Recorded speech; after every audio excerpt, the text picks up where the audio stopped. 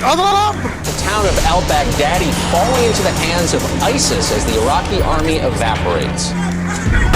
This as the terror group gains ground in Anbar province, some predicting a collapse of the area within hours. Thousands of civilians, religious minorities fleeing an onslaught of violence.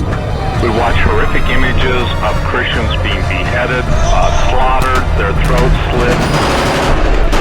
ISIS claims its militants are still on the streets of Tikrit. ISIS have crucified a man in Syria. They hate Christians especially. We don't know why.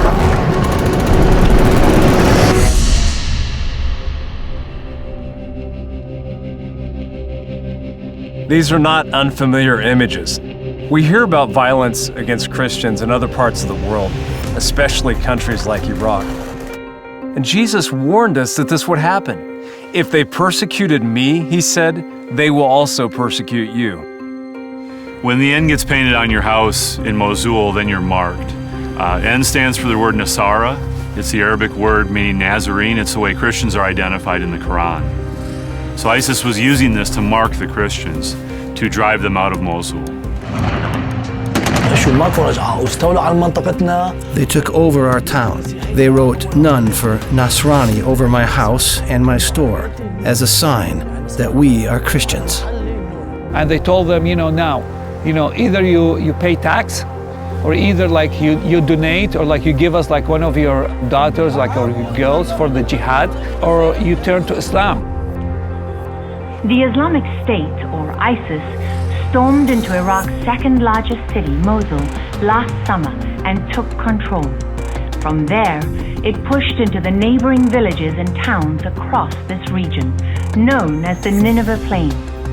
Okay, when the Christians were driven out, and this is tens of thousands of people, it's 100 degrees, they begin this journey with nothing but the clothes on their back. They've lost all their possessions, all their money, and they're walking.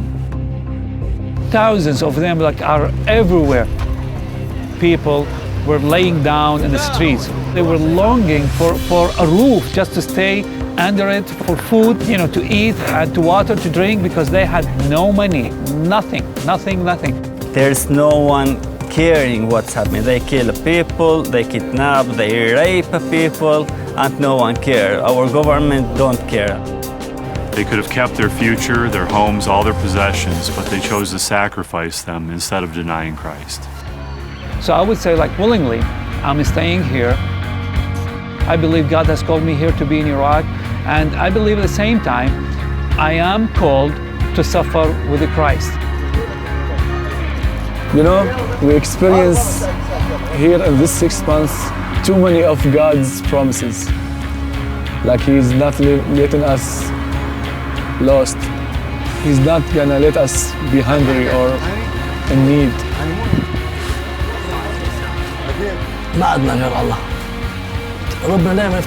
God always opens doors, even if we do not see him.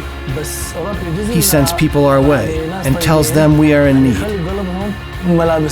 We left our homes having nothing, and we lost everything. But we did not lose our faith in Christ Jesus. Did you consider sacrifice to be part of the deal when you decided to follow Jesus? Is this the life we signed up for? Paul said that he presented himself a living sacrifice for the sake of the gospel. Would they paint the N on your house, your apartment, your dorm room? Would you say, I am in?